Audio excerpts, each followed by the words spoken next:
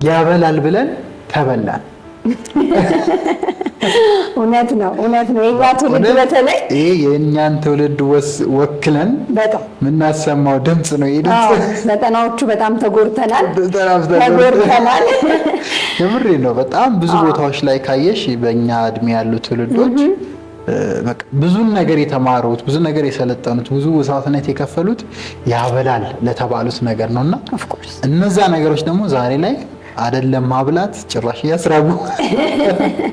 እኔ አሁን ኢንጂነሪንግ ያበላል ተብዬ የተማርኩት እውነት ለመናገር ያውም እዛው ላይ ማኔጅመንቱን ላጨምርበት ማለት ነው። እንዴት ተጋግጬ እንደተማርኩ አስበው። ትምህርት ሲሆንማ ስትረሱ በነገራችን ላይ ወይ አዛ ነው ወይ በእናትህ ያን ሁሉ ስትረስ አልፈህ ወገኔ የኛ ትውልድ እንዴት ነው ያበላል የተባላችሁት ነገር እያበላችሁ ነው ወይ?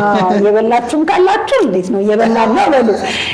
ግን በጣም በነገራችን ላይ ሰሞኑንም ሶሻል ሚዲያ ላይ አንድ ቪዲዮ እያየው ነበርና እዚህ ጋር የምናስቀምጠው ቪዲዮ ካየሽው በቃ ምርር ብሎ ይሄ ከእንትን ዩኒቨርሲቲ ያገኘሁት ኮሌጅ ዲግሪ ነው ይሄ ማስተርሴ ነው እና ምንም አልጠቀሙኝ ምናምን ያየው 3.4 ምናምን ያመጣሁት ምናምን ሲል በቃ የሆነ ትዝታዬን ከተሰጠው ማለት ነው በእውነት ይኸው ዲግሪ 3.34 ይዤ ተመረኩበት። ነገር ግን አልጠቀመኝም፣ ምንም አልጠቀመኝም። ዩኒቨርሲቲ ላይ እያለሁ ከጉራጌ ከክልሉ ከዞኑ የሰርቲፊኬት ተሰጥቼ ነበር፣ አልጠቀመኝም። እና አብዛኛው እኛ ትውልድ በቃ ይሄ ከትምህርት ጋር በተለይ ኤዱኬሽን ትራዲሽናል ኤዱኬሽን ጋር በተገናኘ ያበላል ይሄን ውጤታማ የሚያደርገው ምናምን እየተባለ ነበር ተሰከሰ። ግን አሁን ላይ በጣም በሚያሳዝን ሁኔታ በስራ አጥነት የሚሰቃየው የኛ ትውልድ ነው። በዲፕሬሽን የሚሰቃየው በጣም በሚያሳዝን ሁኔታ ይሁን ራስን በማጥፋት በጣም የሚሰቃየው የኛ ትውልድ የኛ ጄኔሬሽን ነውና ለዚህ ጄኔሬሽን መፍትሄ የሆኑ ሀሳቦች ጠቆም እኛም ማድረግ አለብን። ያው ሀሳብ ጥሩ ነው። በጣም ሀሳብ እኮ ነው ሰው የሚያደርገውና ይሄ ያበላል ብላችሁ የተበላችሁ ኮሜንት ላይ እንገናኝ ሀሳቦቻችሁን አስቀምጡ። የሆነ እንትና አንድ አሰልጣኝ አለ ነፃነት ታውቂዋለሽ? እና ገና ስማር ትዝ ይለኛል አለ በቃ ወደ ኮርሱ ከመግባቴ በፊት አካውንቲንግ ነውና ሰውን ሳማክራል አካውንቲንግ በቃ ያበላል አልኩና ገባው አለ። ከዛ ተመርቄ ምናምን ከወጣሁ በኋላ ሳይስራይ ወፍ የለም። ከዛ እኔ ስመረቅ ለካ አለ አካውንቲንግ አብልቶ ጨርሷል። ኢንጂነሪንግ ትውልድም ኢንጂነሪንግ ብሎ ያበላል ምናምን ይሄ ቦር እንደዚህ ነው ደግሞ ኮንስትራክሽን እንደዚህ ነው ምናምን ተብሎ ሰው አይ ቲንክ ኢንጂነሮች ከወጡ በኋላ ማብላት አቁማልኛ ትንጨርስ ማለት ነው። ይሄ ትውልድ በጣም ብዙ የሚጎሉት ነገሮች አሉ፣ የተጎዳበት ነገሮች አሉ። ስፔሻሊ አሁን በጣም ደግሞ የሚያሳስበኝ የሆነ ትውልድ አለ ከኛ ትንሽ ዝቅ ቢል እነሱ ቲክቶክ ትውልድ ፋብሎ ሚለኝ ማለት ነው። ለምሳሌ ቲክቶክ ላይ ሶሻል ሚዲያ ላይ እኔ ወጥቼ ብደንስ ነው ያምረኛል፣ ግን ይይሻል እኮ እና እነሱ ታች ያሉት ግን ፍሪ ናቸው ያን ነገር ለማድረግ እና ደግሞ በጣም ሰራላቸው። ደስ የሚለው በጣም የቲክቶክ ትውልድ በጣም ሰራለት። ከዛ በላይ ያለው ለማድረግም አሁን እኮ እየሞካከረ እኮ ነው አሉ እኮ አሁን እየመጡ ያሉ ግን ኢትስ ካይንድ ኦፍ ሃርድ በቃ ኦልሬዲ የሆነ ጄኔሬሽን በቃ አልፎለታል። ይይዝሻል ውስጥሽን የሚተናነቅሽ ነገር ላይ ይሆናል። በቃ በቤተሰብ የሚያደክበት ነገር ሊሆን ይችላል ምናምን እና ኤጅም ብዙ ነገሮች ግን በቃ እንዳልኩሽ የኛ ትውልድ አሁን ብዙ ነገሮችን ያበላል ምናምን ብሎ ኮንፊውዝድ ሆኗል። በቃ አሁን ላይ በጣም ኮንፊውዥን ውስጥ ያለ ትውልድ ነው። ምን ማድረግ እንዳለበት አያውቅም። ስራ ጀምራለሁ ብሎ የጀመረው ስራ አያዋጣውም፣ ወይም ገንዘብ እጥረቱ አለ። ከሱ በታች ያሉት ደግሞ እጥፍ ብለው የት እንደደረሱ ያውቃል።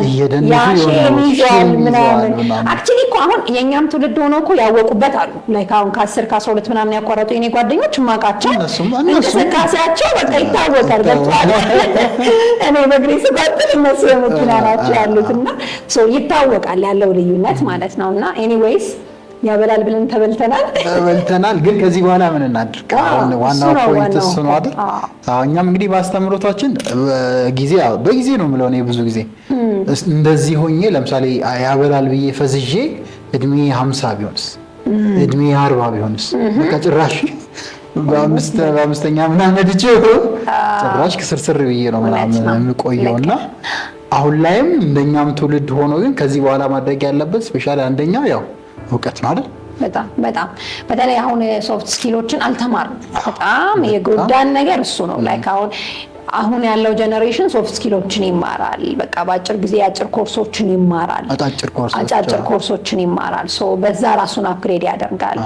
ይሄ ዝም ብሎ ሎንግ ተርም ዩኒቨርሲቲ ስለተባለ ኮሌጅ ስለተባለ ምናምን ሳይሆን ራስን ብቁ የሚያደርግበትን እውቀትና ትምህርት በደንብ አትኩሮ በተለይ ዘመኑን የዋጀ በዚህ ዘመን ውጤታማ ሊያደርግ የሚችል በዚህ ዘመን ገንዘብ ሊሆን የሚችልን እውቀት የመጀመሪያው ማካበቱ የመጀመሪያው የኛ ትውልድ መፍትሄ ነው።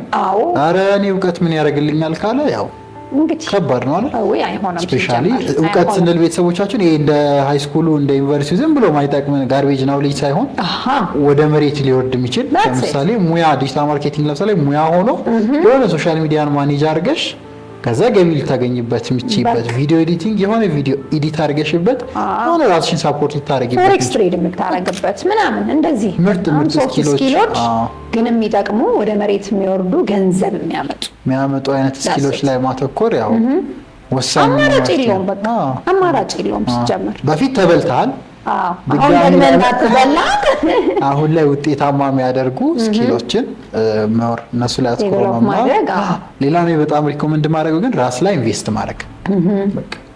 ቲክቶክ ዳንስም ቢሆን ኢንቨስት አድርግ፣ ችግር የለውም። ዳንስ መማርም ሊሆን ይችላል። የሆነ የሚያወጣህን ነገር ካለበት ችግር ካለበት መከራ ውስጥ ካንተ ጋር የሚሄድ ደግሞ አሪፍ ነው። በሂደት ነው ግን ቤተሰቦች በጣም አሁን የኛ ትውልድ ላይ አሁንም ሾርት ከት ሜንታሊቲው አለ።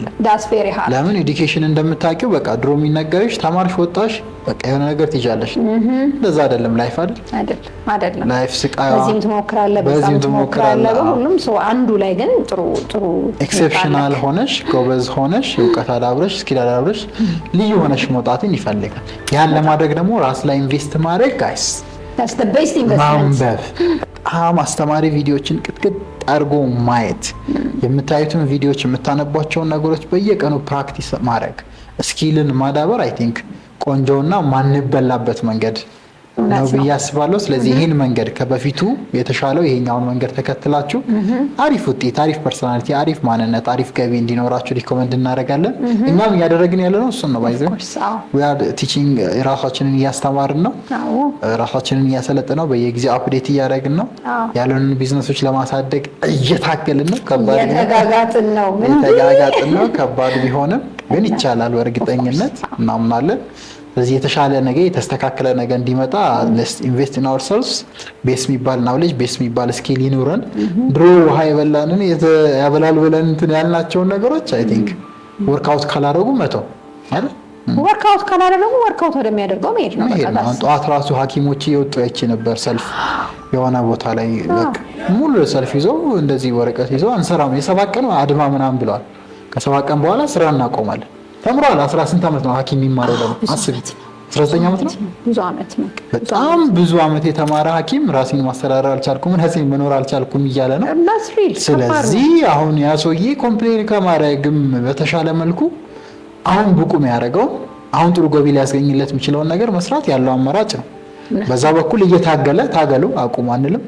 መታገል የተሻለ ነገር እስኪመጣ መታገል ይፈልጋል። ግን በተቻለ መልኩ ደግሞ ራሳቸው ላይ ሞር ኢንቨስት ቢያደርጉና ራሳቸውን ነፃ የሚያወጡበትን ስኪል፣ ክህሎት፣ እውቀት ምናልባት የተለያዩ አይነት ኢንፎርሜሽኖችን ጋዘር በማድረግ የተሻለን ህይወት መስራት ይችላሉ ብዬ አምናለሁ። የተሻለ ሰው ስትሆን ላይፍም የተሻለ ትከፍልሃለች። ስለዚህ ፐርሶናሊቲያቸው ላይ መስራት ሞር አሪፍ ነው። የተበላኸው ትውልድ እንግዲህ አደራ መበላት እንዲቆም እነዚህ ዛሬ ያካፈልናቸውን ሀሳቦች ፕራክቲስ አድርጉ። ሀሳባችሁን ኮሜንት ላይ አስቀምጡልን። በቀጣይ አስተማሪ ቪዲዮ እንገናኛለን። ቻው።